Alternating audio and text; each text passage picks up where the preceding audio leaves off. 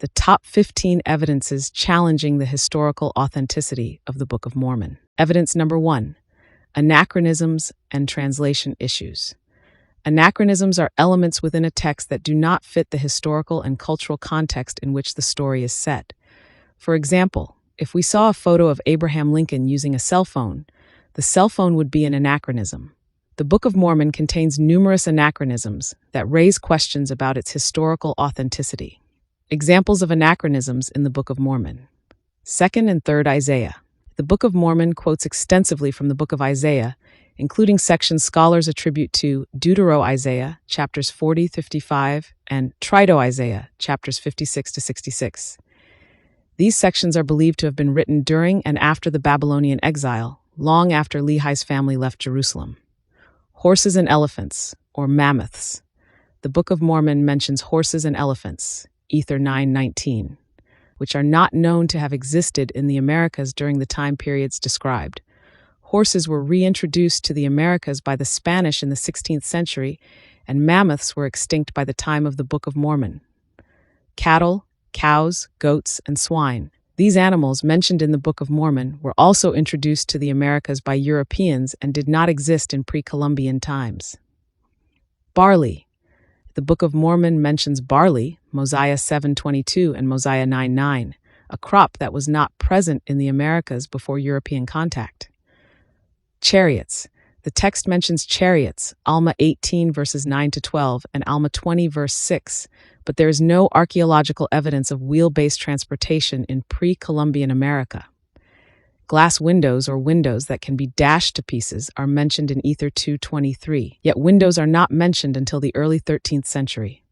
Steel, iron, and metal swords. The Book of Mormon references steel, 1 Nephi 16:18, and iron, 2 Nephi 5:15, along with metal swords, Ether 7:9. Yet these materials and weapons were not used in the Americas during the time periods described. Scimitars. These curved swords, Enos 1:20, Alma 27:29, are of Middle Eastern origin and are out of place in ancient American contexts, as no scimitars have been found in American archaeology. Claims of a literate society. Despite claims of a literate society, no archaeological evidence has been found to support widespread literacy or written records among the Jaredites or Nephites. Reformed Egyptian. The Book of Mormon is said to be written in Reformed Egyptian, Mormon 9 verse 32, a script for which there is no evidence in ancient American archaeology. And the last of our examples for evidence number 1 is mentions of Christ prior to the Christian era. The Book of Mormon includes explicit references to Jesus Christ long before his birth, which does not align with the historical understanding of Jewish messianic expectations. Evidence number 2, Nephi's Transoceanic Voyage. The story of Nephi and his family building a transoceanic vessel to travel to the New World presents numerous logistical challenges that raise questions about the feasibility of such an undertaking. Let's delve into the complexities involved in this process. 1. Mining iron without existing tools. Mining iron ore without modern tools would be nearly impossible.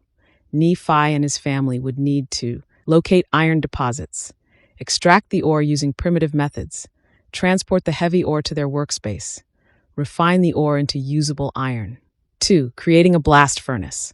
A blast furnace is essential for smelting iron. Constructing one would involve finding and refining suitable materials to build the furnace, maintaining the extreme temperatures required for smelting, which necessitates a continuous and substantial supply of fuel. 3. The difficulty in making nails. Creating nails requires a significant amount of iron, which first needs to be mined and then forged. Without the proper tools and technology, this would be an incredibly labor-intensive and complex task. The process involves mining and refining iron ore, creating a forge to heat and shape the iron, precisely forming each nail, which requires expertise in metallurgy. 4. Foresting, timber for charcoal. To keep the blast furnace running, Nephi would need vast amounts of charcoal, which involves cutting down acres of trees, building charcoal pits to convert wood into charcoal, managing the production to ensure a constant supply of fuel. 5. Building a dry dock. Constructing a ship requires a dry dock, selecting and preparing a suitable site near water. excavating and reinforcing the area to support the weight of the vessel during construction, implementing systems to move the ship into the water upon completion. 6. Making rope. Rope making is an intricate process requiring harvesting fibrous plants or materials, processing the fibers through retting, drying, and spinning, weaving the fibers into strong, durable ropes. 7. Making a sail. Creating sails would involve building a loom to weave the fabric, raising sheep, shearing wool, and spinning yarn, weaving large, sturdy pieces of fabric capable of withstanding oceanic winds and waves. 8. Provisioning for the voyage. Ensuring sufficient food and clean drinking water for the journey involves estimating the duration of the voyage and provisioning accordingly, preserving food to prevent spoilage, calculating the weight and space requirements for food and water, which would significantly impact the vessel's design and capacity. 9. Containers for supplies. Storing supplies necessitates creating barrels or other containers, which requires woodworking skills, ensuring containers are waterproof and durable to protect the provisions from the elements. 10. The difficulty in tanning skins. Leather for various ship parts or clothing involves hunting and skinning animals, processing the hides through a labor-intensive tanning process to produce durable leather. Let's reiterate, Nephi is the only one given revelation on how to build the ship, and the family has just spent 8 years in the desert. Where did they get tools to mine the ore to make the tools to build the ship? How long did it take Nephi to train the others? Where did they get the sheep to procure the wool? Each process in shipbuilding is extremely specialized, and each process requires its own special tools and training. Each process requires precision and craftsmanship that takes even someone who understands the process years to master. How did they refine that much lumber, make that many nails, create a blast furnace, and get and maintain its heat at such a high temperature? How big did the ship need to be to carry enough food and clean drinking water to survive the voyage without getting scurvy or other illnesses? How did they maintain the livestock, protect the seeds they brought from Jerusalem? Ensuring the ship could withstand harsh ocean conditions requires precise engineering and craftsmanship that again takes years to master, even if one knows the process. Conclusion: the numerous technical, logistical, and resource-intensive challenges involved in building a transoceanic vessel with ancient technology raise significant doubts about the feasibility of Nephi's voyage, as described in the Book of Mormon. The detailed processes and expertise required for each step suggest that the story might be more reflective of 19th century imagination rather than an accurate historical account. This evidence, combined with others, points towards the Book of Mormon being a 19th century product. Evidence number 3. The Hill Cumorah. The Hill Cumorah, located in Palmyra, New York, is traditionally identified by the LDS Church as the site of the final battles of the Jaredites and Nephites, described in the Book of Mormon. These battles allegedly involved millions of combatants, leading to expectations of significant archaeological evidence such as skeletal remains, weapons, and fortifications. Archaeological evidence. LDS scholar John Clark has acknowledged that, archaeologically speaking, it is a clean hill. No artifacts, no walls, no trenches, no arrowheads. The area immediately surrounding the hill is similarly clean. Pre-Columbian people did not settle or build here. This is not the place of Mormon's last stand. This lack of evidence contradicts the Book of Mormon's narrative of large-scale battles. Historical statements. Numerous statements from early LDS leaders affirm the belief that the New York Hill is the Hill Cumorah. Orson Pratt, 1872, 1878, 1881, Pratt repeatedly stated that the great battle where hundreds of thousands of Nephites perished took place at the Hill Cumorah in New York, the same hill where Joseph Smith obtained the plates. George Albert Smith, 1906, described visiting the Hill Cumorah and associating it with the final battles of the Nephites and Jaredites.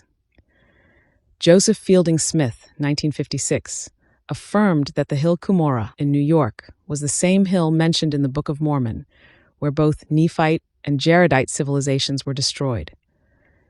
Marion G. Romney, 1975, bore testimony that the events described in the Book of Mormon, including the final battles, occurred at the Hill Cumorah in New York. Bruce R. McConkie, stated that both Nephite and Jaredite civilizations fought their final battles at the Hill Cumorah in New York. David Whitmer's testimony. David Whitmer recounted an interaction with a heavenly messenger who referred to the New York Hill as Cumorah, reinforcing the belief that it was the site of the final battles. In a 1990 First Presidency letter, the LDS leadership announced, quote, "The Church has long maintained, as attested to by references in the writings of general authorities, that the Hill Cumorah in western New York State is the same as referenced in the Book of Mormon," unquote. Modern apologetics. Given the lack of archaeological evidence, some modern apologists have suggested that the Hill Cumorah referred to in the Book of Mormon is actually located in Mesoamerica. However, this theory conflicts with numerous historical statements from LDS leaders and the logistical improbability of Moroni transporting the plates over such a vast distance. Conclusion. The traditional identification of the Hill Cumorah in New York as the site of the final battles described in the Book of Mormon is undermined by the lack of archaeological evidence and the numerous statements from early LDS leaders, as well as the angel Moroni himself, who affirmed this location. This creates a significant problem for the historicity of the Book of Mormon, compounded by the implausibility of alternative theories proposing a Mesoamerican location for the hill. Evidence number 4. Nephite literacy. The Book of Mormon claims that the Nephites were a highly literate people, with their culture heavily reliant on widespread literacy. Several examples from the text support this claim. Mosiah 2:8, "And it came to pass that he began to speak to his people from the tower, and they could not all hear his words because of the greatness of the multitude. Therefore he caused that the words which he spake should be written and sent forth among those that were not under the sound of his voice, that they might also receive his words." 3 Nephi 23:7-13. Christ instructs the Nephites to record his words, emphasizing the importance of written records.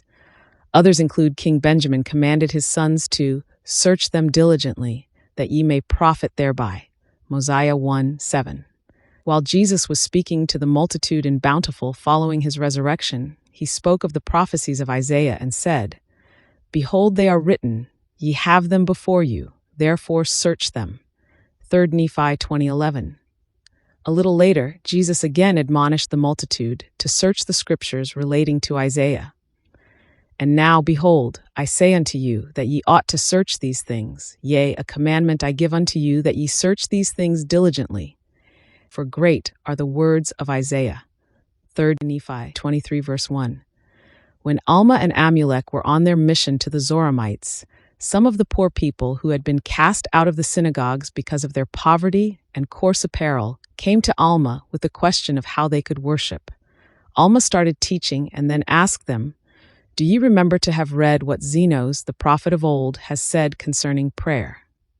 He then reminded them of the teachings of Zenoch and Moses, asking if they remembered having read their words also.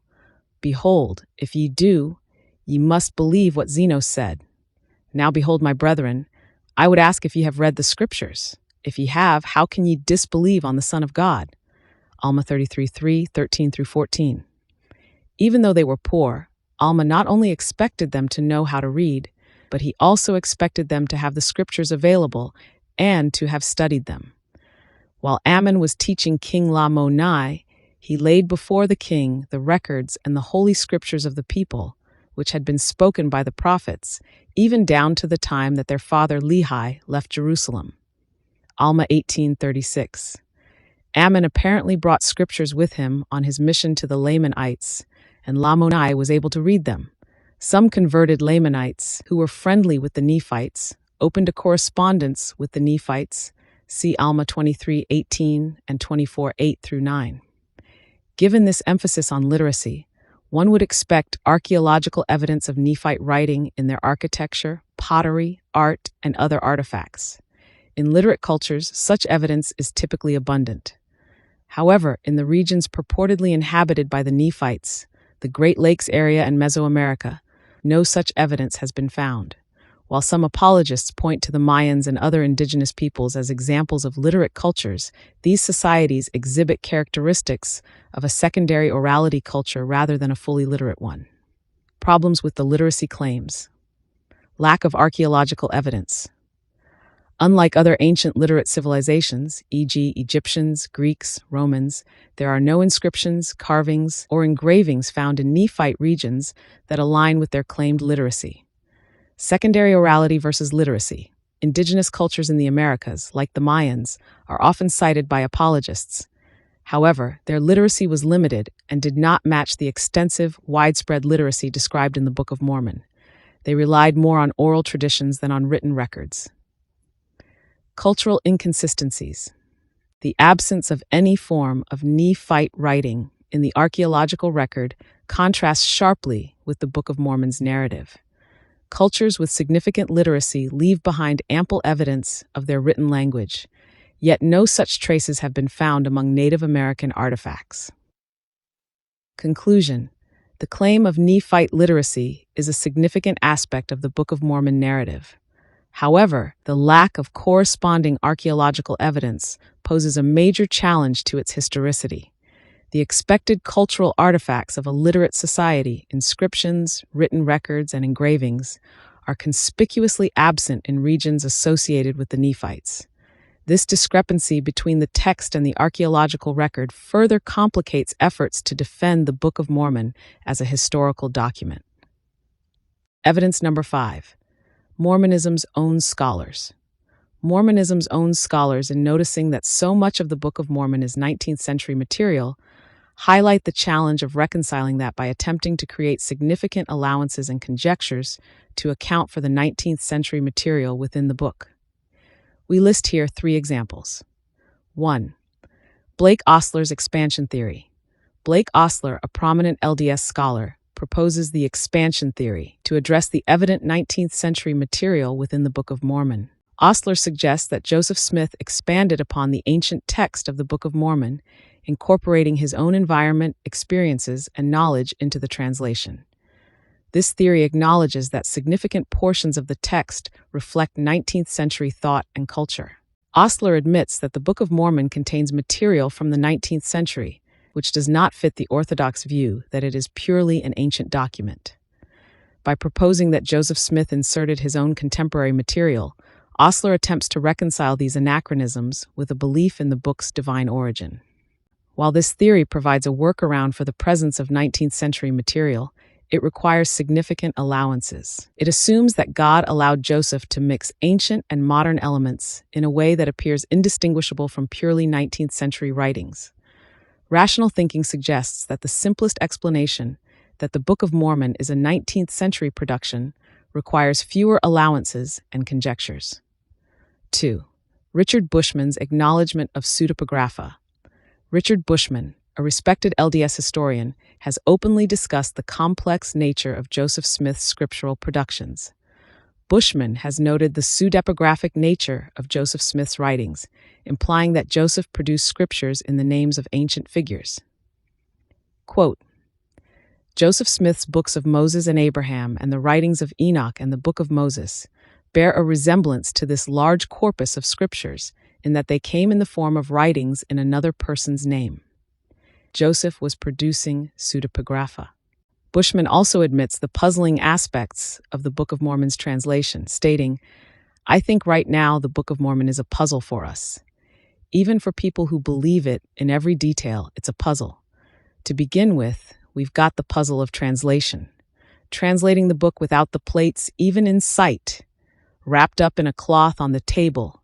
It's not something that comes right off the pages, that is the characters on the plates. So we don't know how that works.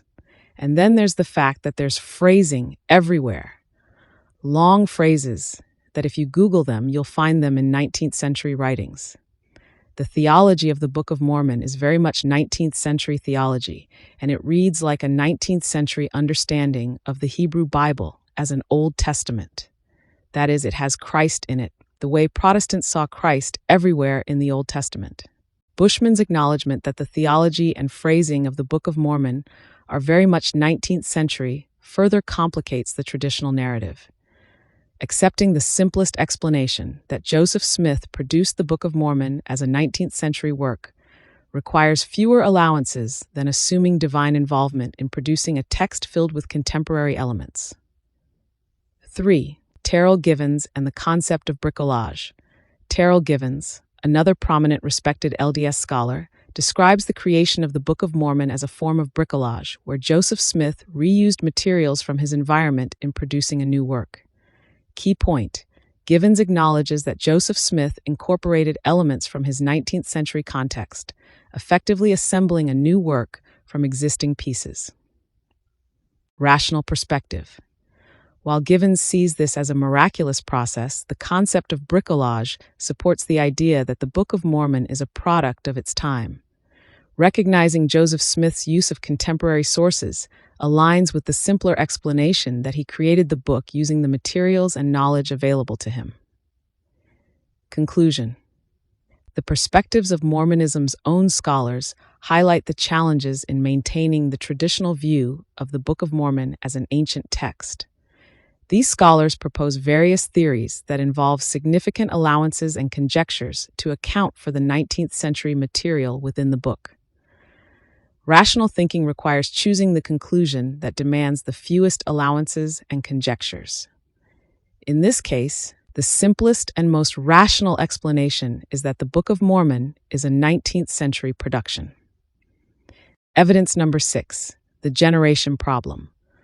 The Book of Mormon spans a considerable timeline, especially when we examine the lineage from Jacob to Mosiah, the son of King Benjamin. According to social sciences, a typical generational span is about 25 years, meaning on average a father is approximately 25 years old when he fathers a son. This gives a rough but practical measure of the passage of time across generations. However, the Book of Mormon presents a significant discrepancy in this regard. Let's break down the problem. From Jacob to Mosiah, the son of King Benjamin, there are 7 generations. According to the text, this period covers approximately 438 years. Dividing 438 years by 7 generations gives an average of about 62 years per generation. This is approximately 2.5 times the average generational span of 25 years. This means that for an average generational span of 62 years, each father would need to be around 62 years old when he fathers the child who would continue the lineage and continue the record writing on the plates. This poses several problems. For one, if one father was around a more typical age of 30 years when he fathered the son who would continue the record, another in the lineage would need to be around 94 years old to maintain the 62-year average. This is highly implausible, given historical lifespans and the natural decline in fertility with age, and when we consider that most often in the Book of Mormon, this duty is given to the firstborn son. Another tangential issue is that women typically experience menopause around age 50, which means these older men would need much younger wives to continue having children. This would imply a consistent pattern of the already extremely old men would need to consistently form relationships with significantly younger women, which only compounds an issue that is already stretching credulity, especially without specific mention of such in the text. Another issue that compounds the problem is that the average lifespan in ancient times was significantly lower than today, often around 40 to 60 years. The idea of multiple generations of men living long enough to father children at an average age of 62 stretches credibility. It's not just about living longer, but being healthy and fertile enough to father children at such advanced ages. The most straightforward explanation for this discrepancy is that the author of the Book of Mormon did not account for the realistic passage of generations over the years he intended to cover. Instead, the timeline reflects an oversight in calculating the ages and generational spans required to make the narrative consistent with known human biology and historical demographic patterns. Conclusion. This generational problem poses a serious challenge to the Book of Mormon's historical accuracy. The implausibility of 7 generations spanning 438 years, with each generation averaging 62 years between father and child, suggests a failure to account for realistic generational turnover. This inconsistency aligns more with a 19th century author unfamiliar with the demographic realities of ancient populations, rather than an authentic ancient record who in creating the text didn't think to consider how much time he was covering with only a few generations. Number 7. New Testament material in the Book of Mormon. The presence of New Testament material in the Book of Mormon presents a conundrum that challenges traditional understandings of its origins and authorship. The Book of Mormon purports to be an ancient record of a Jewish family leaving Jerusalem around 600 BC and sailing to the Americas, where they establish a new civilization separate from the Old World. However, despite this supposed separation, the text of the Book of Mormon contains numerous passages that match near identical, if not entirely identical in some instances, with passages from the New Testament. There are literally hundreds of such instances, with proximity of verses being used in the Book of Mormon, correlating to the proximity of the verses used from specific books in the New Testament, extending beyond random chance. We have shown you only a small sampling of the numerous examples that exist. One striking example is the similarity between Moroni, chapter 10, verses 8 through 14, as well as verse 16 and 17 in the Book of Mormon, and 1 Corinthians chapter 12, verses 5 through 11 in the New Testament. The parallels between these passages are so close that they raise serious questions about their origin and authenticity. How is it possible that Nephite writers, separated by time and geography from the authors of the New Testament, would record nearly identical teachings attributed to the Apostle Paul? Furthermore, the linguistic and cultural differences between the Nephites, who supposedly wrote in Reformed Egyptian, translated into English by revelation, and the New Testament authors who wrote in Greek, make it highly improbable that such similarities would occur naturally. The fact that the passages are practically verbatim suggests the likelihood of plagiarism or direct borrowing from the New Testament by the author or authors of the Book of Mormon. Another example is the resemblance between Mark chapter 16, verses 17 and 18 in the New Testament and Mormon chapter 9, verse 24 in the Book of Mormon. Notably, Mark chapter 16, verses 9 through 20 is widely regarded by biblical scholars as a later addition to the Gospel of Mark, potentially written by a different author, and added to the text, years after its original composition. The fact that a passage from this disputed section of Mark closely mirrors a passage in the Book of Mormon raises additional questions about the Book of Mormon's reliance on New Testament sources. Taken together, these examples, along with others, cast doubt on the authenticity and originality of the Book of Mormon as an ancient record. The presence of New Testament material in a purportedly ancient text, coupled with linguistic, cultural, and textual discrepancies, suggests the likelihood of deliberate incorporation or plagiarizing from New Testament sources by the author or authors of the Book of Mormon. This challenges traditional narratives of the book's origins and calls into question its status as an authentic ancient scripture.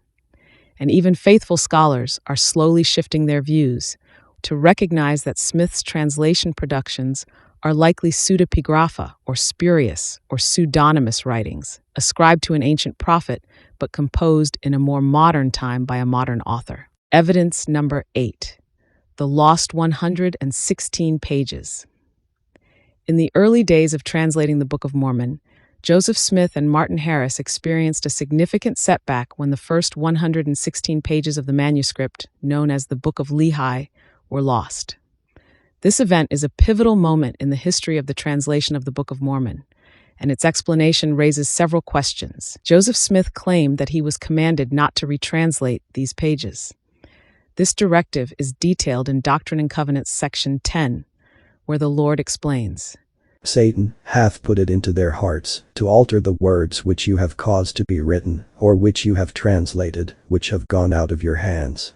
And behold, I say unto you, that because they have altered the words, they read contrary from that which you translated and caused to be written. And, on this wise, the devil has sought to lay a cunning plan, that he may destroy this work. For he hath put into their hearts to do this, that by lying they may say they have caught you in the words which you have pretended to translate. According to this revelation, the lost pages were not to be retranslated because those who had taken them would alter the words, creating discrepancies to discredit Joseph Smith's translation.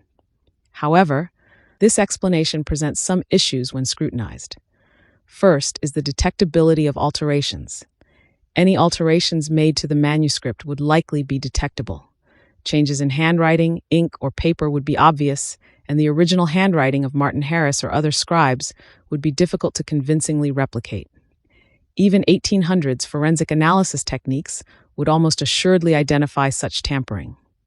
Second is the consistency in retranslation. If Joseph Smith was indeed translating through divine means, it stands to reason that he would be able to retranslate the text with a high degree of consistency. The divine process should theoretically ensure that the wording and details of the original translation could be reproduced accurately, making it difficult for any altered version to claim legitimacy. In other words, the retranslation would still contain the same people and events, and even if worded slightly different, would still show the consistency required if the original turned back up, hence adding evidence to Smith as a true prophet.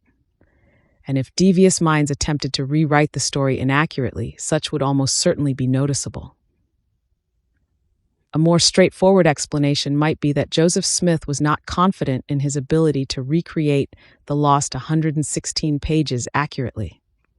The process of creating the Book of Mormon, if it relied on memory or creative reconstruction, would naturally result in discrepancies between the original and a second attempt that would result in not getting the essential facts correct. This concern could explain the decision not to retranslate the lost pages, as Smith may have feared the second version would not match the original closely enough, thereby exposing the non-divine nature of the translation process. Conclusion. The incident of the lost 116 pages raises important questions about the translation of the Book of Mormon and Joseph Smith's prophetic claims. If the translation was divinely guided, the fear of discrepancies should have been minimal, as divine consistency would prevail. However, the decision to avoid retranslating suggests a more human apprehension about reproducing the original content accurately, and the suggestion that conspiring people would create a false version of the 116 pages in full or in part makes little sense when one considers the likelihood of such being detectable. Evidence 9. Expected crops do not exist.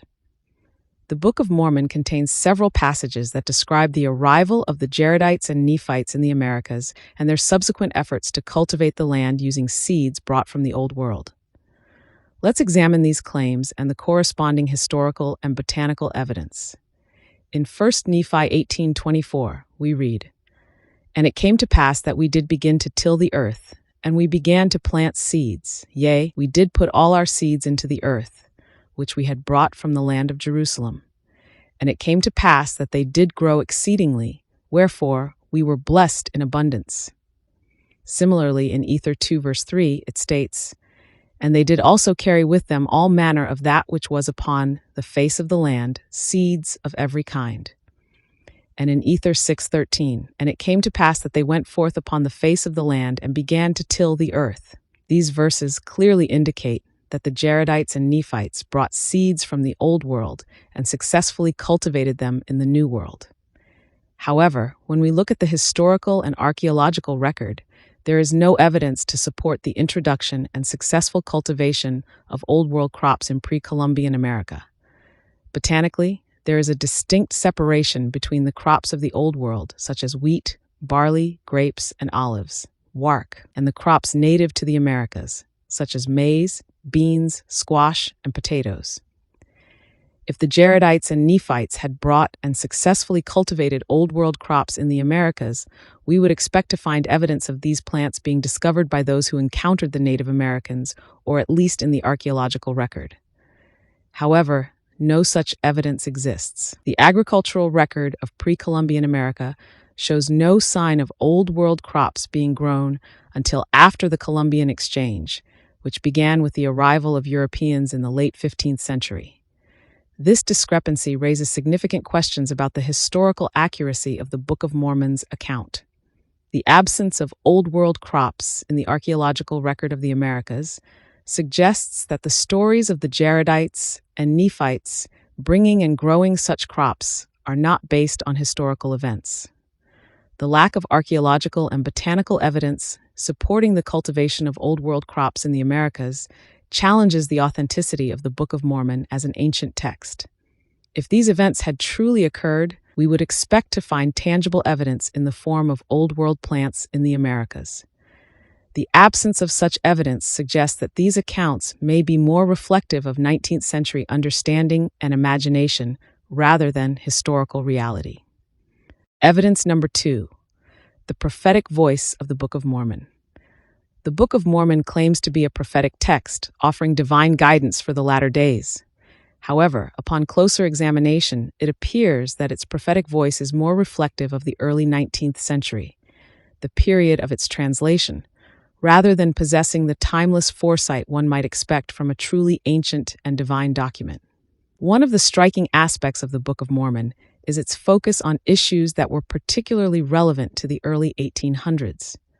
For instance, it addresses topics such as infant baptism, ordination in the priesthood, the nature of the Trinity, regeneration and repentance, justification and the fall of man, the atonement and transubstantiation, fasting and penance, church government and religious experience, the call to the ministry, the general resurrection and eternal punishment, baptismal authority, Freemasonry, republican government, and the rights of man.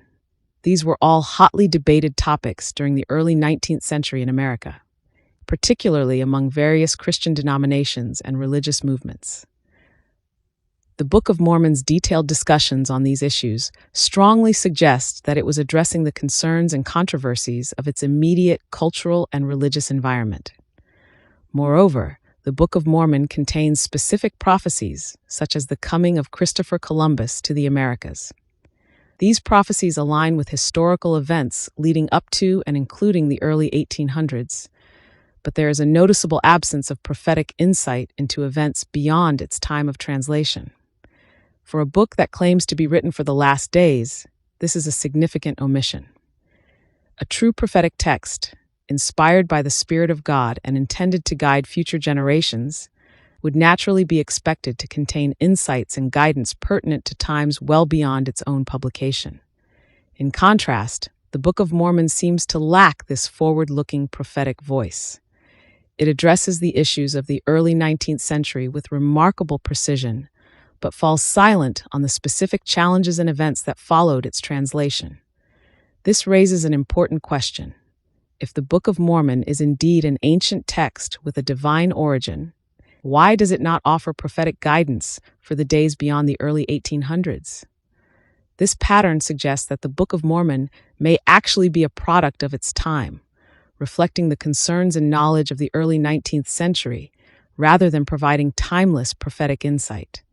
Its focus on contemporary issues of its day, combined with its silence on future events, aligns more closely with the characteristics of a 19th century document rather than an ancient, divinely inspired record. Evidence number 11, the sealed portion of the Book of Mormon.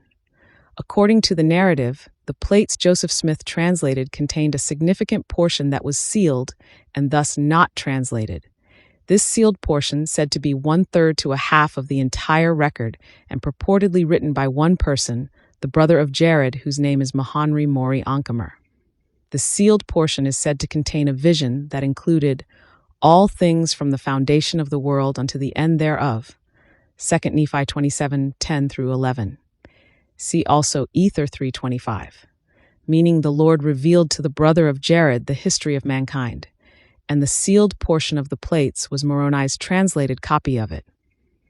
To put this into perspective, let's examine the idea that this sealed portion was written by one man. If we consider the size of this sealed section, the implications are staggering. The Book of Mormon, as we have it today, is already quite substantial.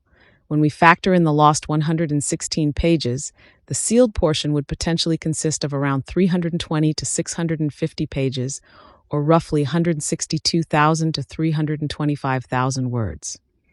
To give this some context, the longest book in the Bible, Psalms, contains just over 42,000 words.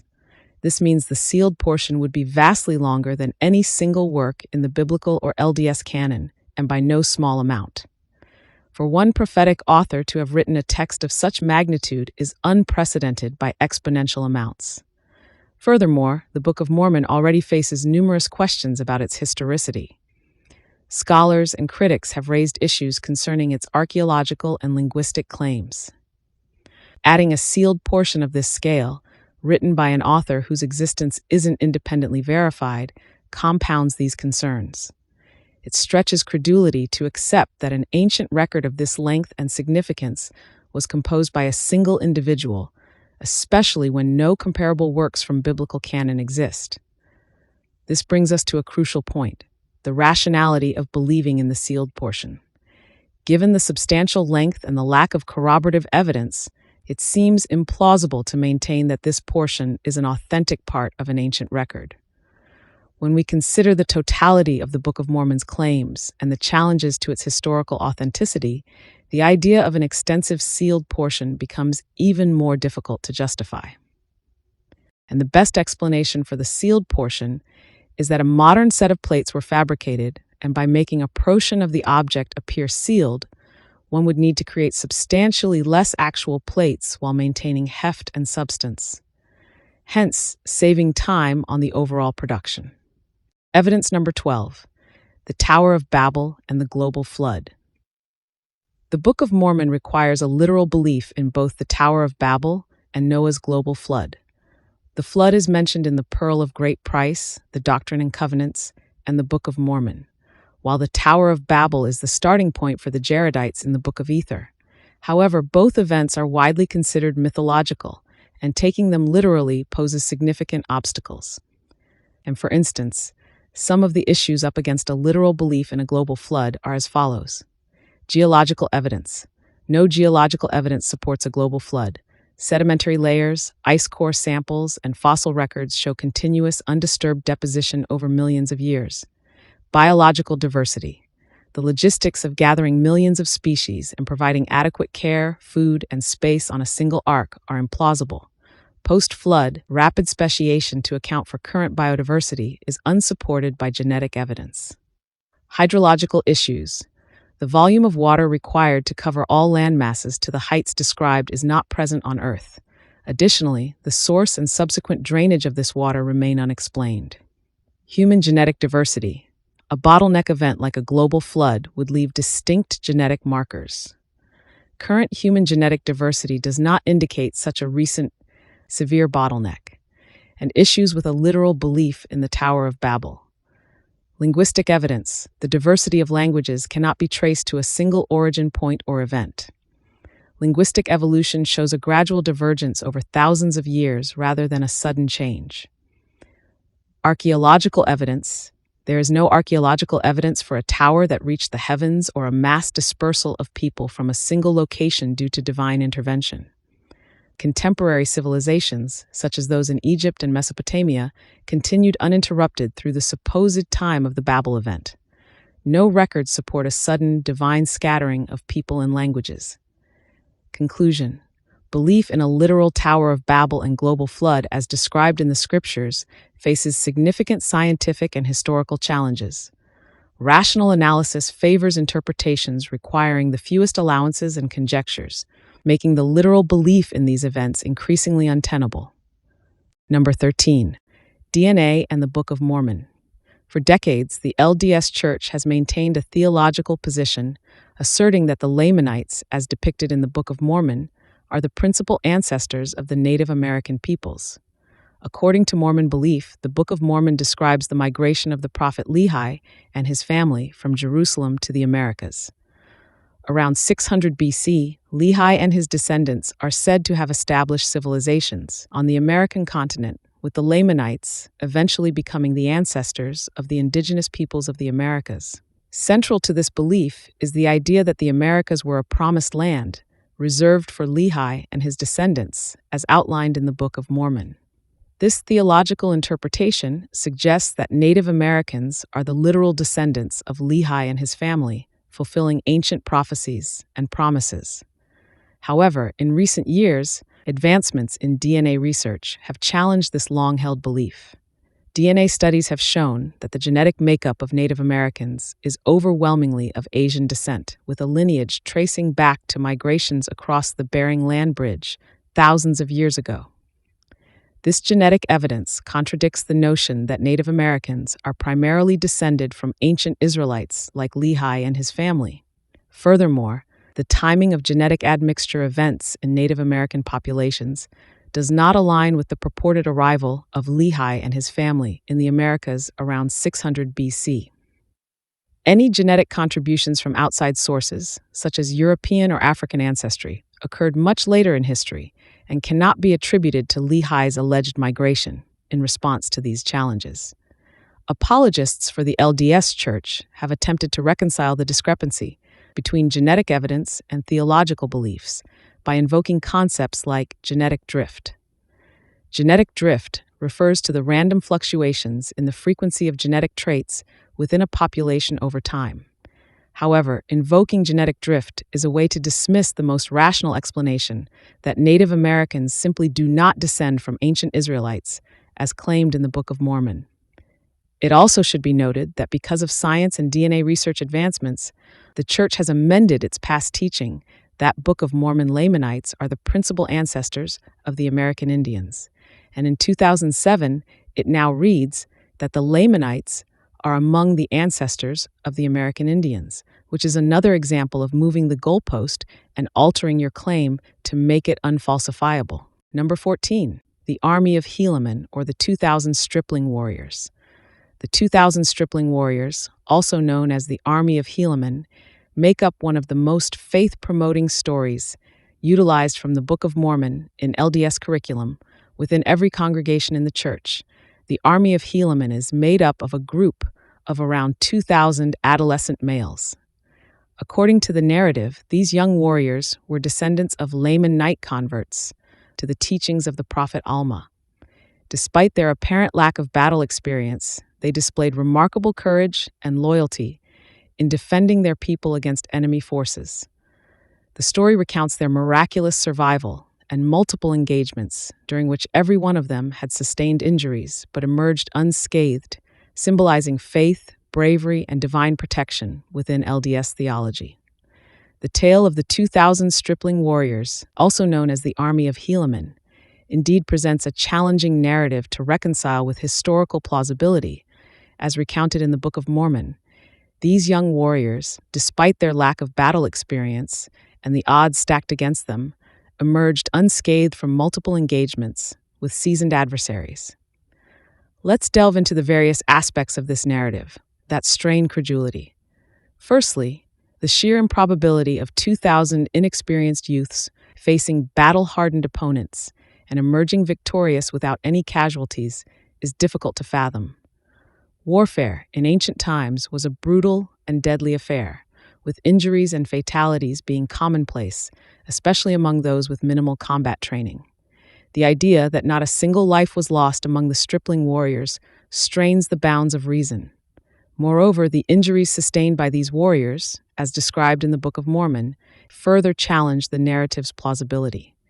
The text mentions that all 2,000 had been wounded, with 200 of them fainting due to blood loss in ancient warfare. Even minor wounds carried a significant risk of infection.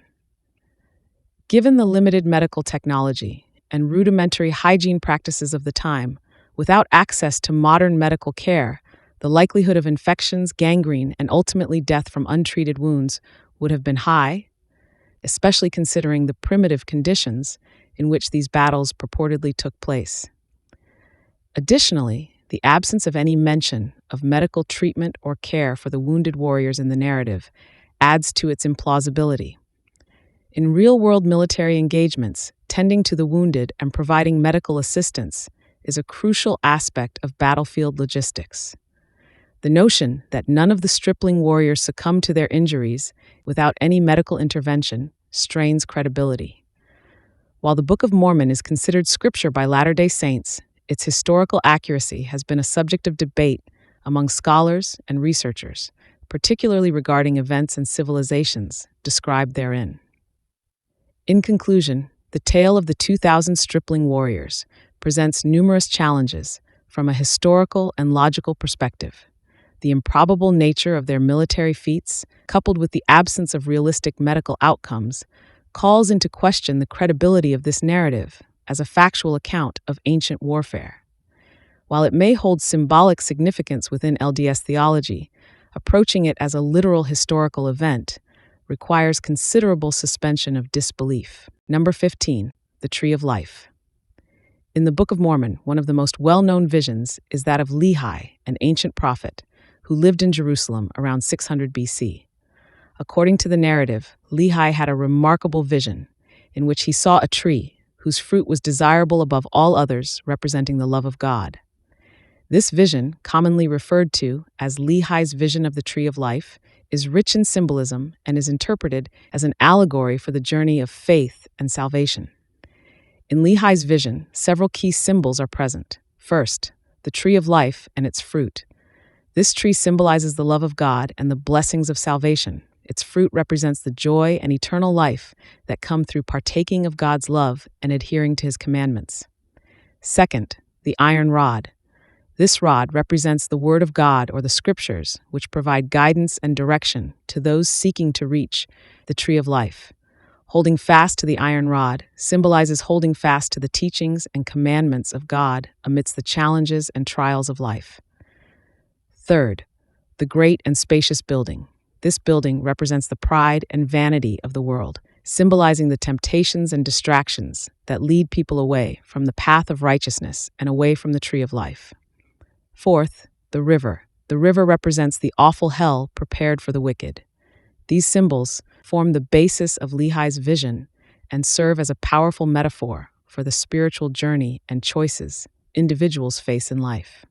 Interestingly, it is worth noting that Joseph Smith Sr., the father of Joseph Smith Jr., the founding prophet of Mormonism, had a similar dream to Lehi's vision.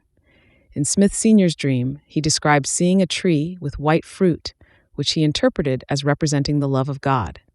He also mentioned seeing a spacious building filled with people mocking and pointing fingers at those who were partaking of the fruit. Joseph Smith Sr.'s dream had a rope instead of a rod of iron, but it seems to function in the same way. Lastly, both accounts have a running body of water, a stream in Sr.'s dream rather than a river. We acknowledge the meaning of the running water is different in each, but such actually diminishes any apologetic response to claim God is behind both dreams, as the meaning of the river should then be the same or similar. The striking resemblance between Lehi's vision and Joseph Smith Sr.'s dream seems to impose that Joseph Smith Jr. drew inspiration from his father's dream when crafting the narrative of Lehi's vision in the Book of Mormon. The parallels between the two accounts raise questions about the originality of the Book of Mormon and suggest the likelihood of Jr. borrowing from personal experiences and family folklore to create some of his religious content. The similarities between the two narratives should at least raise one's eyebrows and kick off one's spidey sense. As we conclude, we challenge you to reflect deeply on the evidence presented. Ask yourself, is it rational to dismiss these issues to maintain comfortable beliefs? Or, as true truth seekers, are you willing to challenge your assumptions and think critically? Pursuing truth requires courage and openness, even if it disrupts your current worldview. Embrace the journey of critical thinking and let it guide you to a deeper understanding. The pursuit of truth is a noble endeavor, and it starts with a willingness to question and explore. For more information, visit the Mormon Discussion YouTube channel or mormondiscussion.org.